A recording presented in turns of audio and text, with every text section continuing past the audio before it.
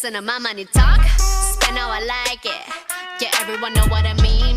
When it's a green, when it's a green. Ya, Assalamualaikum warahmatullahi wabarakatuh. Saya dan kelompok yang memperkenalkan diri. Kami dari kelompok Bahasa Indonesia. Saya sendiri, Anissa Nur Sobrimna. Saya Priska Anissa Destiana. Saya Gloria Anggun Patricia. Saya Anggreni Novitasari. Saya Zahwa Putri Pratama. Ya, bisa yang mau bertanya dulu? Silakan. Ya, sebelumnya, selamat siang, Kak.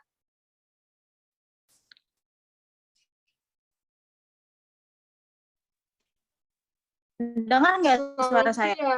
Dikira nggak dengar, maaf, Kak. Semoga kabar Kakak selalu baik. Kami dari kelompok ingin bertanya-tanya tentang perkembangan apotik di era pandemi ini. Iya, boleh, silakan bertanya. Menurut Kakak, apa yang paling menarik dari pekerjaan seorang menjadi tenaga kefarmasian? Dan apa yang tidak paling menariknya? Maaf, boleh diulang nggak? Soalnya suaranya putus-putus. Menurut Kakak, apa yang paling menarik dari pekerjaan menjadi seorang tenaga kefarmasian dan apa yang paling menarik menurut Kakak?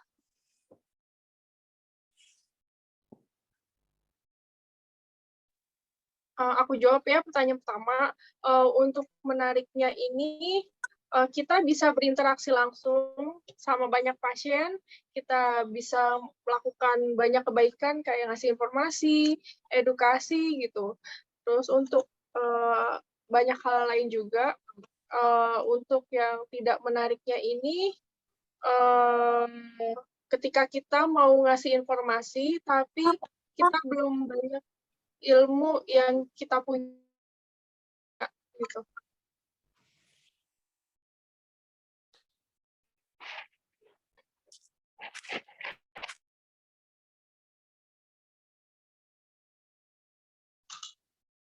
Ini selanjutnya saya mau bertanya, sudah berapa lama ya kakak kerja di apotek?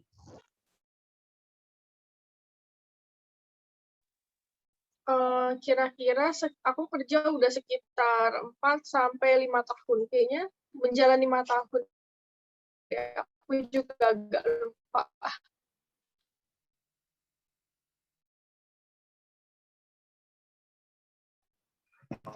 Ya. Kak, saya Ya, Kak, mau tanya. Kenapa saat pandemi ini semua obat-obatan, perbekalan farmasi itu melonjak naik ya, Kak, harganya? Menurut Kakak sebagai petugas farmasi, apakah itu hal yang wajar? Bila harga melonjak naik pada saat pandemi ini? Untuk kenaikan harga ini naik atau enggaknya itu termasuk wajar ya. Karena kan lagi masa pandemi ini banyak pasien yang semakin melonjak beli obatnya, dan kadang obat-obat itu tuh suka cepat habis gitu. Ada juga yang sampai pabriknya kosong, ada juga yang sampai lama di stoknya atau lama barang datangnya lagi. Bikin harga naik ini biasanya ada beberapa obat yang bahan bakunya ini kosong dan pabriknya ini belum bisa menyediakan obat lagi, dan itu faktor bisa bikin harga naik. Atau ada juga beberapa obat yang membuat formulasi baru dan itu juga bisa bikin harga naik. Jadi untuk kenaikan harga ini termasuk wajar, tapi ada juga yang nggak wajarnya. Biasanya ini ada beberapa apotik yang menaikkan harga yang benar-benar tidak wajar. Kalau misalkan kenaikan harga dari pabrik atau distributornya ini masih wajar ya, karena itu emang udah tuntutannya. Tapi kalau untuk dari pihak apotek sendiri yang menaikkan harga itu kurang wajar, karena mereka semata-mata ingin menaikkan omset karena lagi banyak peminatnya gitu. Ya Kak, kira-kira obat apa aja yang melonjak naik ya Kak? Maksudnya sampai terjadi kekosongan pabrik itu, entah seperti vitamin kah atau hal yang lain? Maaf, bisa diulang lagi nggak pertanyaannya? Agak putus-putus. Ya, maksudnya tuh kayak obat apa aja sih yang terjadi kekosongan tuh, kayak misalkan vitamin kah atau obat-obatan yang kemarin kan lagi gencar-gencarnya virus apa sih yang COVID-19 itu tuh, apa antivirusnya kah yang susah dicari atau apa gitu?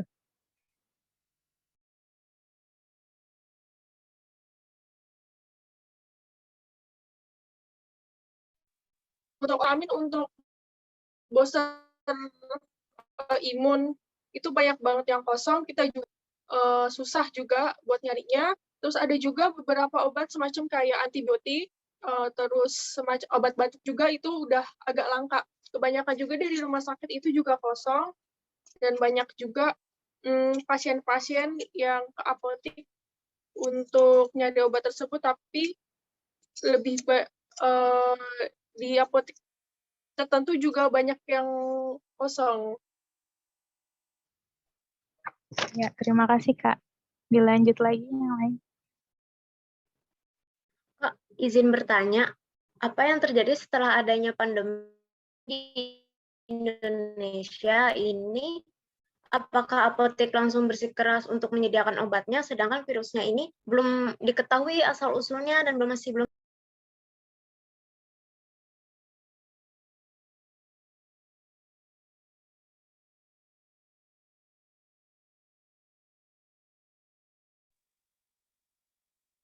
Maaf, bisa diulang lagi nggak? Suaranya putus-putus lagi. Oke. Apa yang terjadi setelah adanya pandemi di Indonesia ini? Apakah apotek langsung bersikeras untuk menyediakan obatnya, sedangkan virusnya ini belum diketahui asal-usulnya dan masih belum terdeteksi?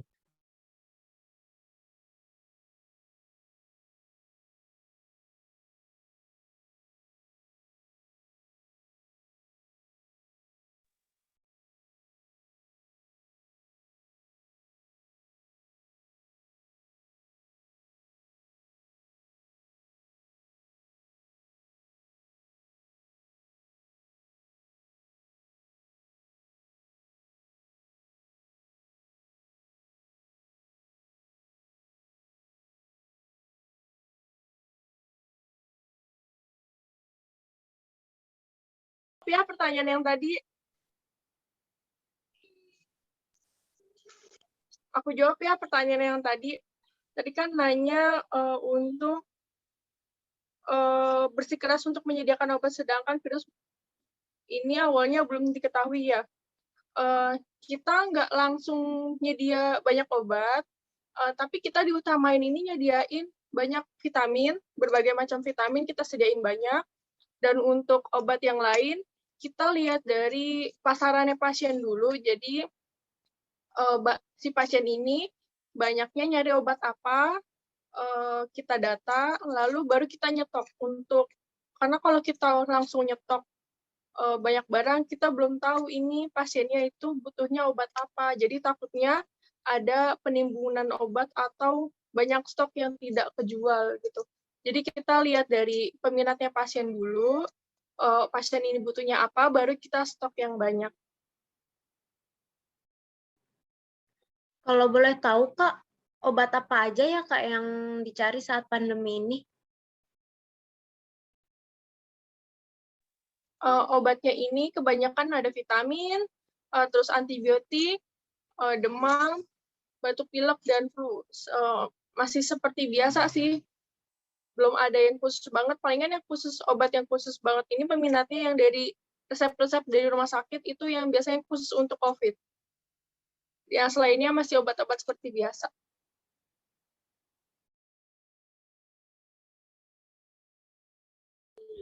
Oh iya, baik Kak. Sekarang saya mau bertanya. Kan Kakak udah selesaikan, kita baru mulai, apalagi kan saya lulusan SMA. Jadi saya mau nanya, perbedaan sarjana farmasi sama udah dapat profesi apoteker tuh apa ya Kak? Apa cuma kalau apoteker udah bisa buka praktek, farmasi belum? Kalau cuma sarjana.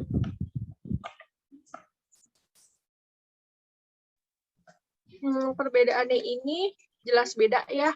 Kalau untuk apoteker, mereka lebih berkuasa, ibaratnya kayak lebih berkuasa dan lebih berwawasan. Kalau untuk asisten apoteker ini kan kita hanya sebagai asisten ya, kita hanya melakukan hal-hal di bawah apoteker. Dan untuk apoteker ini, kalau untuk masalah tugas atau buka apotek memang lebih berwenang ke apoteker karena mereka kan udah punya surat untuk membuka lapangan kerja ya. Kalau asisten apoteker ini kan belum bisa gitu. Jadi kita masih terbatas dalam segi ilmu, dalam segi wawasan juga, dalam segi hal yang lain kita masih belum sebanyak apoteker. Oh iya Kak, berarti kalau belum dapat gelar profesi apoteker belum bisa ya Kak? Kalau cuma baru farmasi cuma bisa, maksudnya cuma bisa kerja di apoteknya doang gitu. Ya, benar. Karena untuk membuka apotek ini kita harus punya nomor registrasi apoteker dulu. Nanti kita dapat saya lupa nama suratnya ini apa. Tapi surat itu hanya keluar untuk apoteker dan untuk asisten apoteker ini belum bisa. Oh iya Kak, baik. Terima kasih Kak.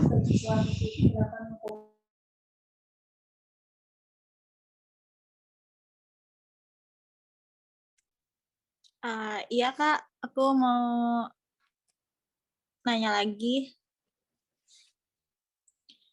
Bagaimana tanggapan Kakak mengenai virus yang sekarang sedang melanda seluruh dunia? Dan menurut Kakak, vaksin bisa mengatasi virus ini atau tidak?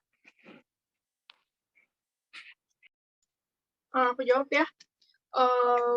Untuk mengatasi ini masih bisa, tapi untuk menghilangkan atau menyembuhkan total ini, untuk menghilangkan virus ini belum bisa, karena kan gimana ya? Karena kan vaksin ini kita bukan untuk menghilangkan virusnya, tapi kita untuk meminimalisir penyebab dari si virus ini dan untuk menekan tingginya COVID-19 ini. Jadi kita masih tergolong bisa diatasi. Tapi untuk menghilangkan virusnya ini kemungkinan besar belum tahu juga sih, karena profesor ya yang tahu bisa atau enggaknya. Masih tergolong bisa lah untuk menekan melonjaknya dari virus tersebut.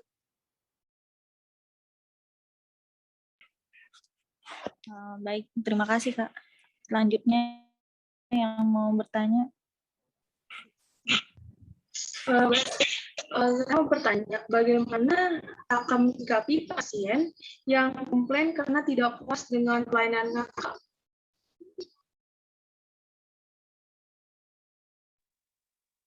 Untuk menanggapi komplain dari pasien, baik komplain baik atau komplain buruk, kita harus tetap terima, tapi kita tidak boleh dalam keadaan panas gitu. Jadi kita harus tetap tenang meskipun pasien itu marah-marah.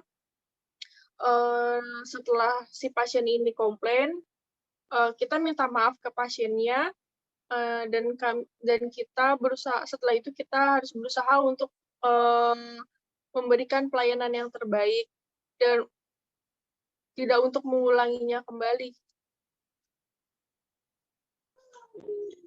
Ya, baik. Kemudian kendala terbesar apa saat melayani kendala terbesar apa saat melayani pada saat pandemi seperti ini?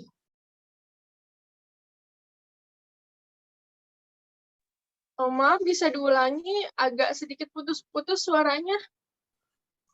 Nih, saya ulang ya. Kendala terbesar apa saat melayani pada kondisi pandemi ini?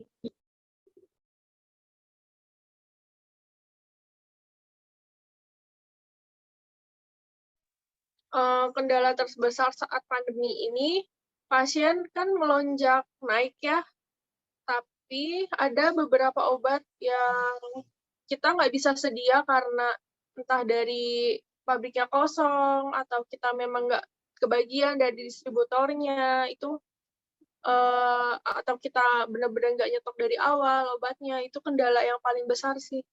Jadi pasien agak repot juga untuk nyari ke apotek-apotek lain. Kemudian kayak kendalanya, kayak kan sekarang kan banyak nih yang kena COVID gitu ya. Terus kan ya jadi apotek itu kan jadi udah juga.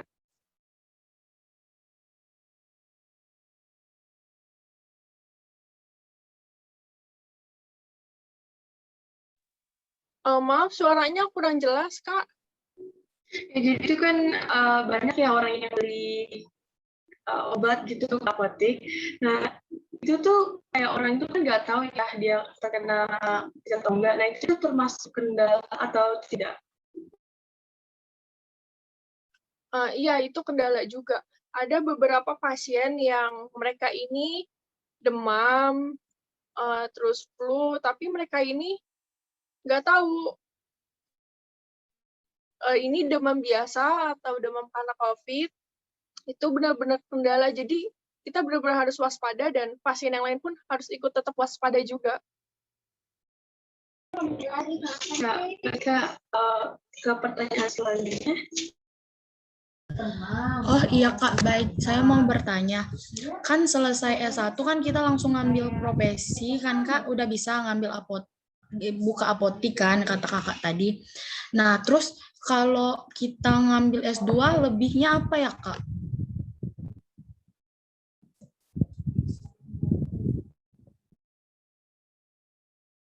Sepengetahuan Kakak aja sih.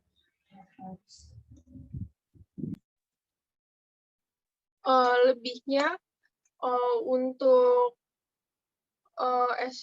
berarti setelah ambil S1 kita ambil S2 ya.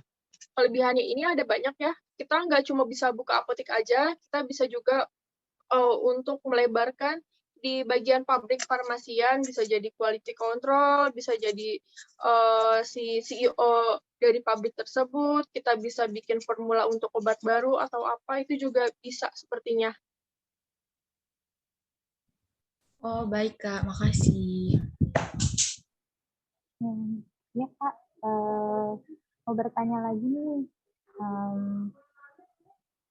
Efek apa aja sih yang ditimbulin pada era pandemi terhadap apotek ini Kak? Kayak plus atau minusnya gitu, efek yang terjadi setelah pandemi. Untuk plus minusnya ini, kalau untuk plusnya, omset dari apoteknya ini bisa naik lebih dari 2 atau 3 kali lipat, dan bisa juga pasien ini lebih mengenal apotek kita dari obat-obat yang kita sediain, dan kalau untuk kekurangannya yaitu dari ketersediaan obatnya, terus dari mungkin saking banyaknya pasien, jadi kita bisa pelayanannya berkurang karena tenaganya berkurang gitu. Terus masih banyak lagi juga sih, yang kurang lebih yang paling inti itu. Terima kasih ya Kak. Kak, aku mau bertanya, bagaimana sih Kak tanggapan Kakak soal seorang farmasi yang disebut di blog sosial media, seorang farmasi disebut seperti membuka laundry karena hanya memberikan atau menjual. Tanggapan aku hal tersebut itu agak gimana ya? sedikit agak jahat gitu ya. Karena kan mungkin mereka yang bilang seperti tukang laundry itu nggak tahu fungsi dari bukan fungsi, tugas dari tenaga kefarmasian. Kan atau tenaga kefarmasian ini bukan untuk menjual atau memberikan obat saja, tapi mereka kan memberi informasi. Dan banyak juga pasien yang kalau beli ke apotek, mereka ini nggak tahu obatnya ini apa. Itu tugas kita untuk kasih tahu, bukan untuk menjual atau langsung memberinya saja. Contohnya kayak si pasien ini demam, batuk, pilek, mereka kan pasti nggak tahu ya obatnya apa. Mereka bisa konsultasi juga ke kita, baru kita kasih obatnya. Jadi kita nggak langsung ngasih obat itu dan belum tahu si pasien ini penyakitnya apa. Yang bilang petugas kefarmasian seperti laundry ini agak gimana ya, agak jahat gitu, karena mereka kan mungkin belum tahu apa sih tugas dari farmasi yang sebenarnya gitu. Sebenarnya tugas farmasi itu kan banyak ya, nggak cuma memberi atau langsung ngasih obat aja gitu.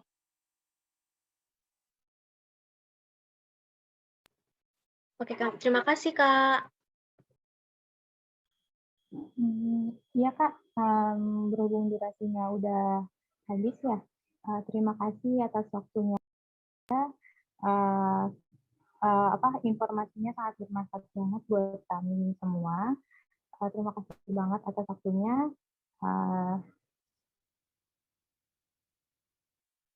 Kita tutup ya wawancaranya. Mau dibetulin, nggak tahu. Iya, terima kasih juga.